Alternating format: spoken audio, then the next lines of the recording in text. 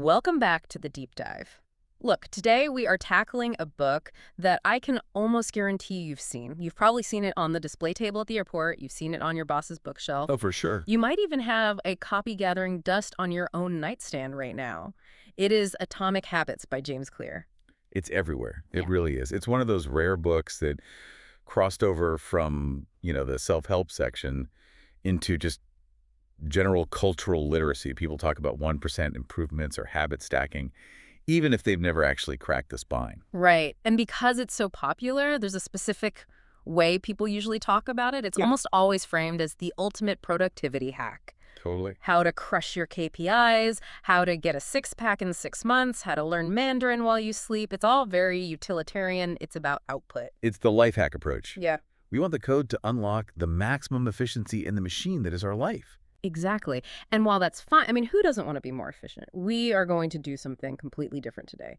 We're taking the engine of this book, the actual mechanics Clear lays out, but we're putting it in a different vehicle. Okay. We are looking at this strictly through the lens of young men, and specifically young men who are looking at their future, at the wife and kids they hope to have one day, and are wondering, am I actually the guy who can handle that? That's a huge shift. It's a shift from productivity to character. Because if you look at the landscape right now, I think a lot of young men feel a very specific kind of anxiety. It's not just about, not making enough money. It's a deeper fear that they are fundamentally unprepared for the weight of responsibility that comes with a family. It's that gap, right? The gap between who you are on a Tuesday night when you're 3 hours deep into a video game and eating takeout, Yeah. and the man you imagine being. The protector, the provider, the rock for a family, that gap it feels massive. It feels unbridgeable. Yeah. And that's where the Atomic Habits framework becomes so powerful. It's not about some magical transformation.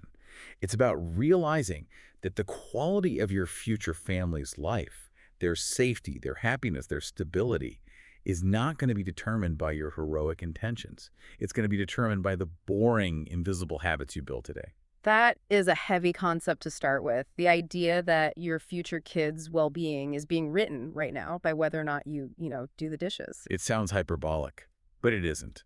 James Clear introduces this concept early on called the lagging measure. And this really reframed how I look at my own life. He says, your net worth is a lagging measure of your financial habits.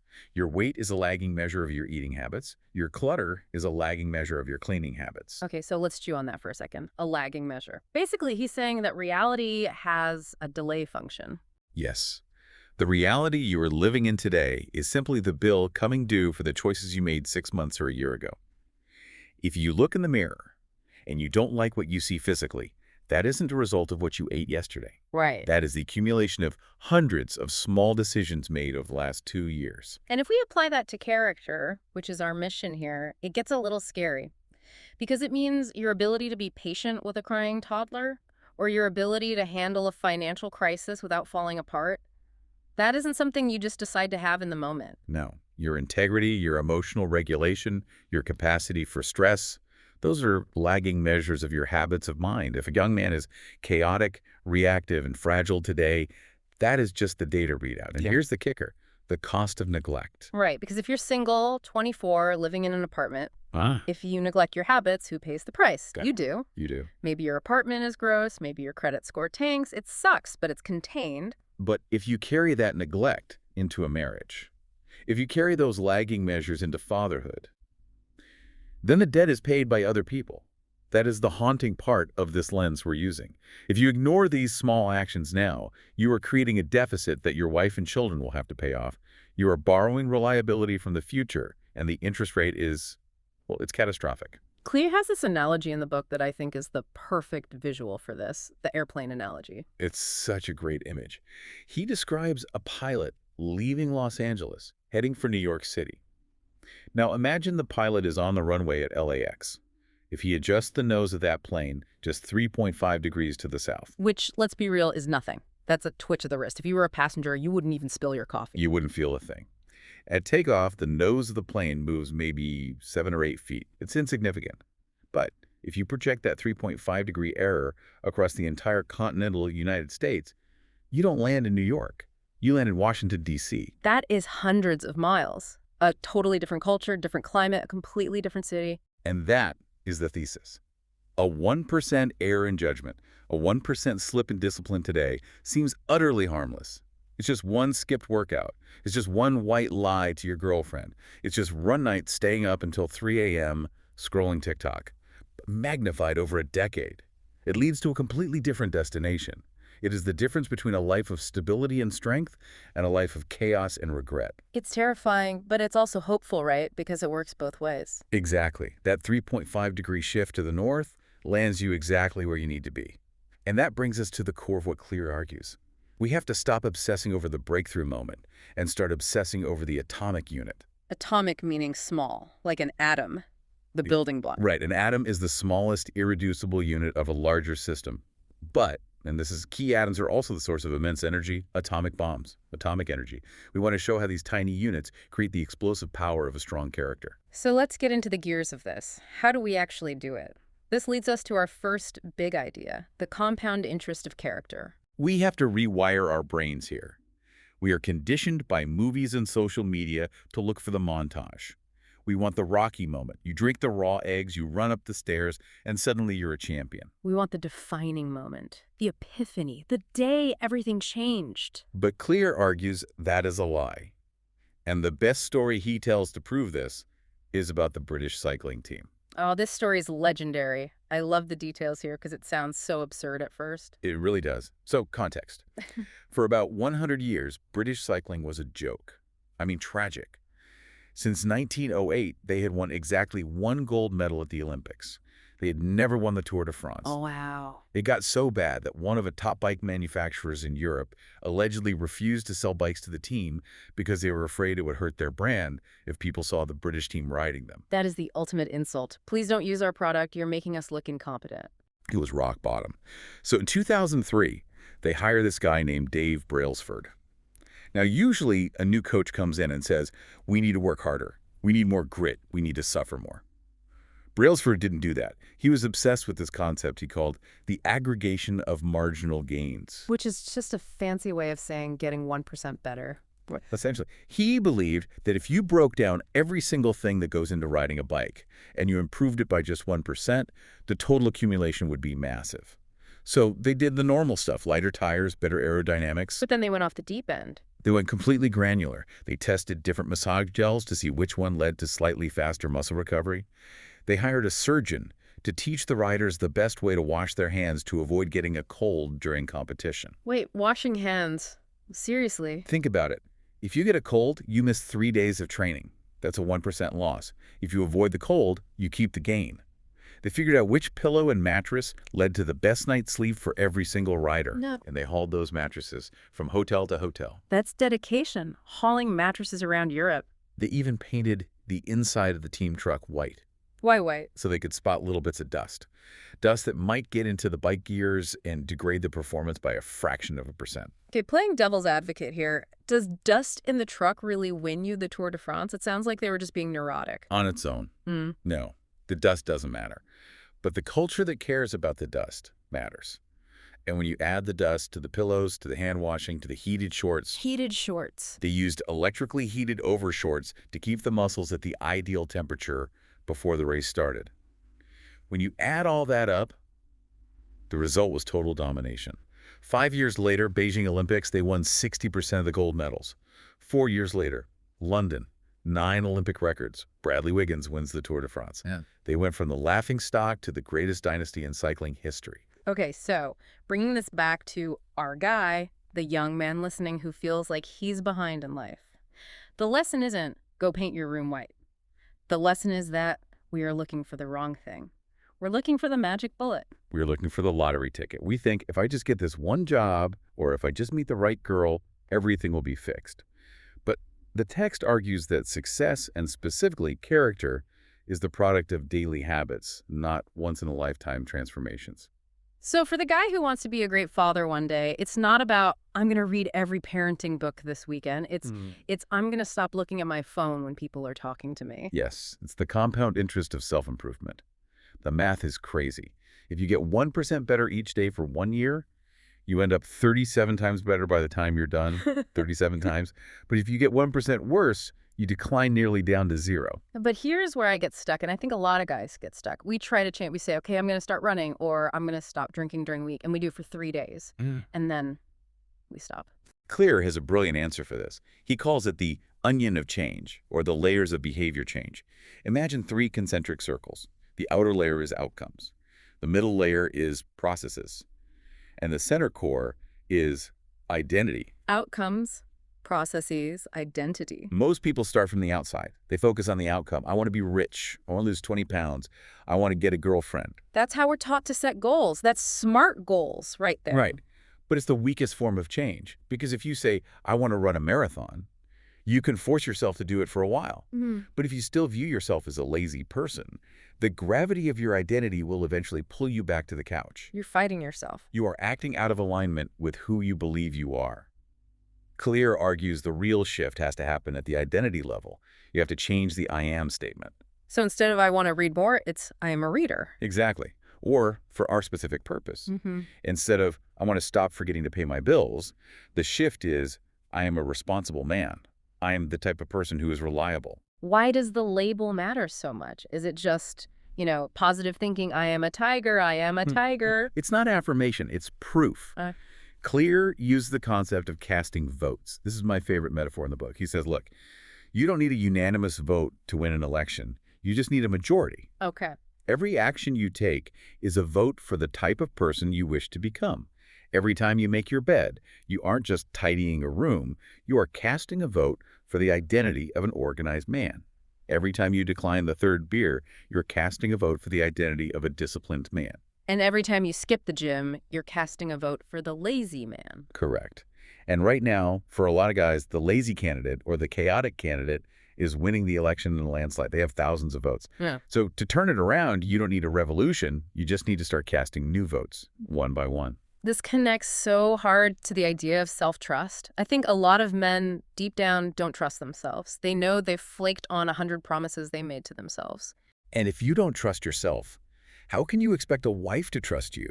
How can you expect a child to feel safe with you? Self-trust is built through these votes. When you say you're going to do something and then you do it, even if it's small, you are proving to yourself that you are reliable. James Clear didn't just come up with this in a lab, did he? His own story in the book is, honestly, it's gut-wrenching. It is visceral. It gives the whole book a different weight. He wasn't some productivity guru. He was a kid in high school, sophomore year. He was playing baseball, and a classmate takes a full swing with a bat. The bat slips out of his hands. And hits Clear right in the face. Square between the eyes. We're talking shattered skull, broken nose, both eye sockets crushed. He was staring at the ceiling, and then everything went black. And it wasn't just, ouch, I need stitches. He had seizures. He was in a coma. He had to relearn how to walk in a straight line. He had double vision for months. He was kicked off the varsity team. He was physically broken. His identity as an athlete was obliterated. That's a moment where you could easily just give up. Just say, well, life dealt me a bad hand. I'm a victim now. He could have. But when he got to college, he was desperate for some sense of control. His life felt chaotic. So he didn't try to become a superstar overnight. He just started with the smallest possible things. He focused on sleep habits. He made sure his room was tidy every morning. I'm going to keep my room tidy. It sounds so trivial for a guy who had brain trauma. But that's the point. In a world where he had lost control of his own body, keeping his room tidy was a vote. It was a vote that said, I am in charge of my environment. He started lifting weights. Very light, very consistent. And over 4 years, those small habits compounded. He didn't just recover. He became an academic All-American. He maximized his potential. So the application for the listener, the guy driving to work right now who feels like his life is a mess, is that you don't need a grand gesture. You don't need to quit your job and move to Bali. You need to clean your room. You need to cast a vote. Precisely. You build the self-trust necessary to lead a family by keeping promises to yourself today. So here is the question we should ask right now. Which small habit today is casting a vote for the man you want to be? Is it doing the dishes immediately after eating? Is it putting your phone in the glove box when you drive so you aren't distracted? What is the vote? I love that. Yeah. It makes every small decision feel noble. But we have to address the other side of the coin. It's not just about adding the good stuff. Most of us are carrying around some heavy baggage. We have destructive patterns. The anchors. Yeah. And I want to be real about this. We're not just talking about, I bite my nails. We're talking about video game addiction. We're talking about pornography. We're talking about doom scrolling until 2 a.m. We're talking about financial stupidity. We have to dismantle this stuff. This is big idea too. Breaking destructive patterns. This is the harder part. Building is fun. Yeah. Destroying is painful. Mm-hmm. And Clear has a take here that is very controversial because it goes against everything our fathers taught us. He says, disciplined people do not have more willpower than you. Which sounds wrong. You look at that guy who gets up at 4 a.m., runs 10 miles, eats raw kale, and never checks Instagram. You think, he is made of steel. I am made of marshmallows. We fetishize willpower. We think it's a character trait you're born with. But the research suggests otherwise. Clear points to studies showing that disciplined people are just better at structuring their lives so they don't have to use willpower. They spend less time in tempting situations. So the guy who eats healthy doesn't have an iron will against cookies. He just doesn't have cookies in his house. Exactly. It's not an internal battle. It's an external design.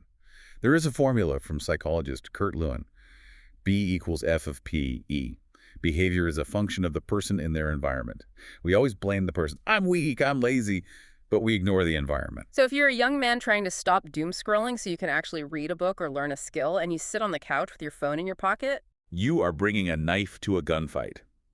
You are fighting against thousands of engineers at TikTok and Instagram whose entire job is to hijack your dopamine receptors. If the phone is within reach, you will lose. You need to use the inversion of the first law. make it invisible. Clear tells the story of a therapist who smoked every time she rode her horse. It was a cue. Riding equals smoking. Eventually, she stopped riding horses. And guess what? She stopped smoking. Without the cue, the craving died. So let's get gritty here. If a guy is struggling with porn, which is a huge issue for young men, let's be honest, it's usually triggered by a cue. Maybe it's being alone in his room with a laptop after 10 p.m. Right, and relying on "I won't do it this time" is a strategy for failure. You have to change the environment, make it invisible. Might mean you don't take your phone into the bedroom. Ever.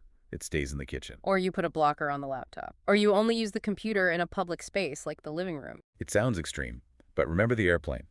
If this habit is knocking you 3.5 degrees off course or 90 degrees off course, then extreme measures are necessary. You have to remove the cue. Then there's the second law inversion. Make it unattractive. This involves reframing, right? Because we do these bad habits for a reason. They give us something. This is a profound point Clear makes. Habits are modern solutions to ancient desires.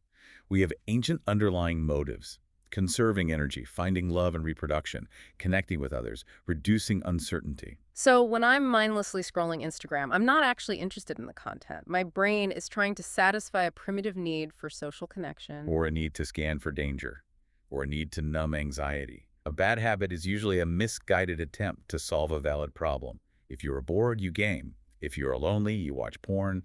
If you are stressed, you drink. The problem isn't the desire, it's the solution you've chosen. So how do we make the bad habit unattractive? You have to reframe the association. You have to intellectually destroy the benefit. You connect the bad habit to the loss of your future potential. Give me an example. Okay, take video games. I know a lot of guys who sink 20, 30 hours a week into gaming. It feels like relaxing. It feels like distressing. But you have to reframe it. You have to tell yourself, this machine is designed to make me feel like I'm achieving something, leveling up, winning battles, while in the real world, I am achieving nothing. This game is stealing the energy I need to build a career that can support a family. Ouch. That kills the buzz. It has to. You have to see it as a parasite rather than a pacifier. You have to realize that the relief you get from the vice is actually the thing causing the long-term stress of being underprepared for life. And then, if that doesn't work, we go to the nuclear option. The third law: make it difficult. Increase friction. We want to increase the number of steps between you and the bad behavior. If you want to watch less TV, unplug the TV and put the remote in a drawer in another room. That seems really annoying. That's the point. If you have to plug it in and find the remote, you won't do it unless you really want to watch something. But for the really hard stuff, Clear talks about commitment devices, the Ulysses Pact. The Ulysses Pact, from the Odyssey. Tie me to the mast so I can't steer the ship into the rocks when I hear the sirens. Exactly. Clear uses the story of Victor Hugo, the guy who wrote Les Miserables. In 1830, He had a deadline for the Hunchback of Notre Dame.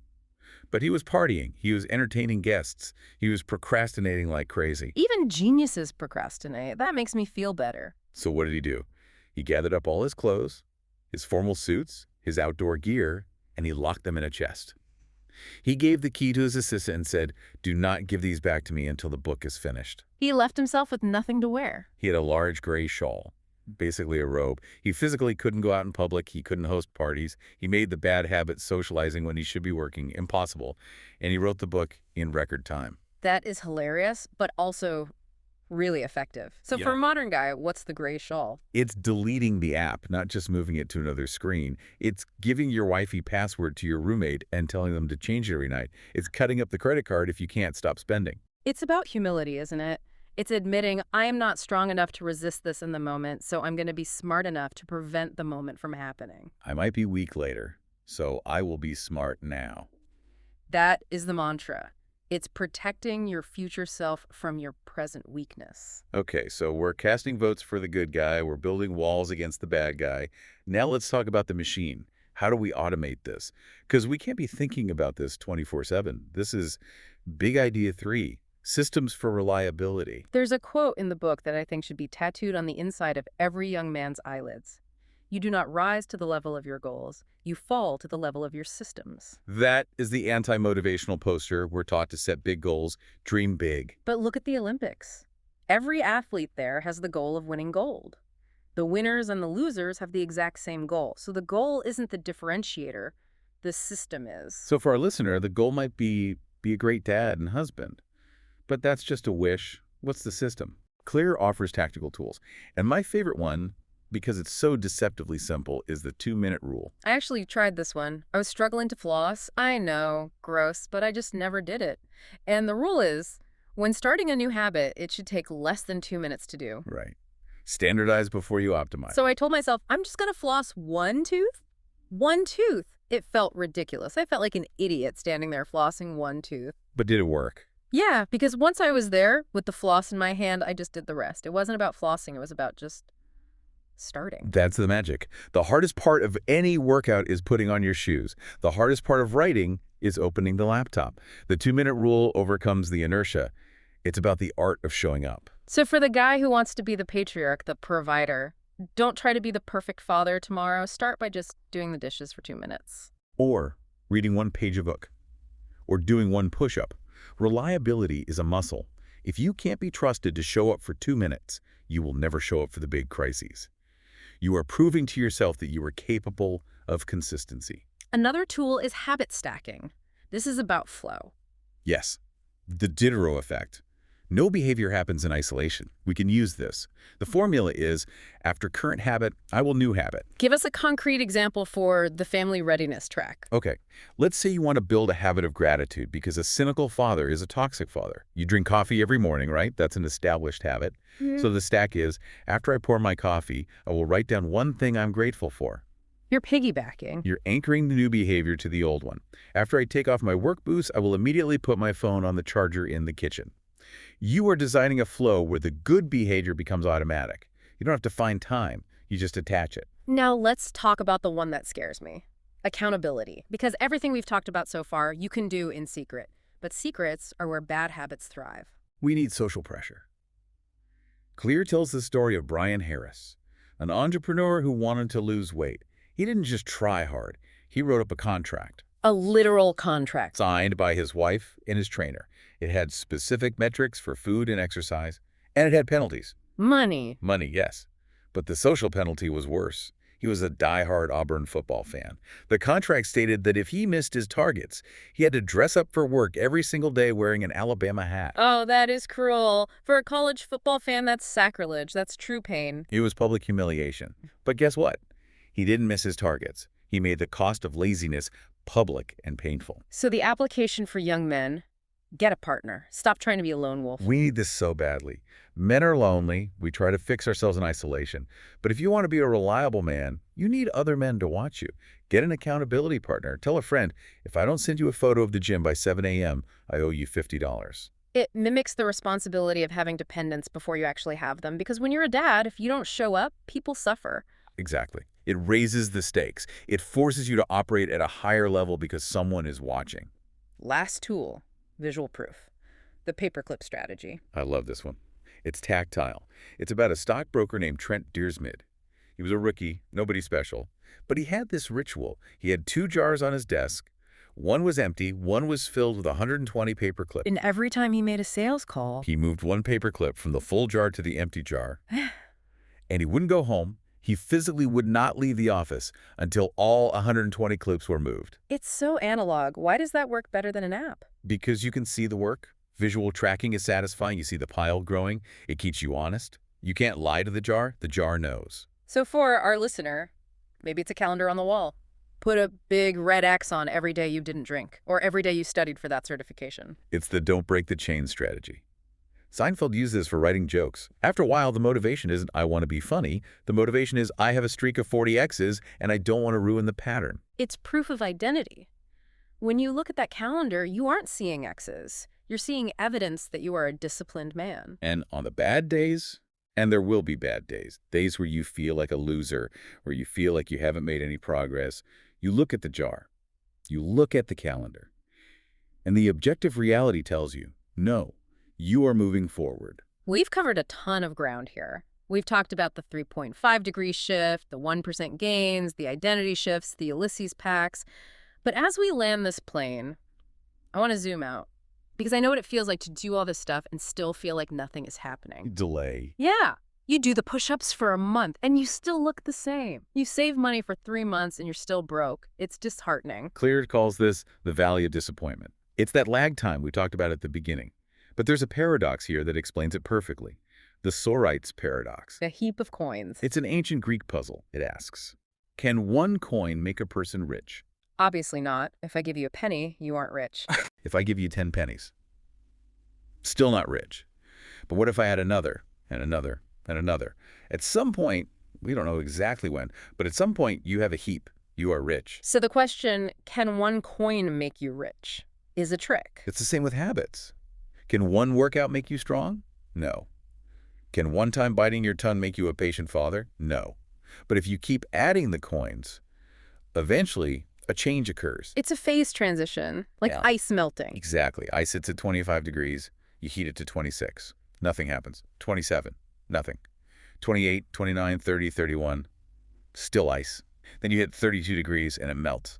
Now, was it the last degree that did the work? No, it was all the degrees before it. All the energy was being stored. That is what young men need to understand. When you are in the valley of disappointment, you are not failing.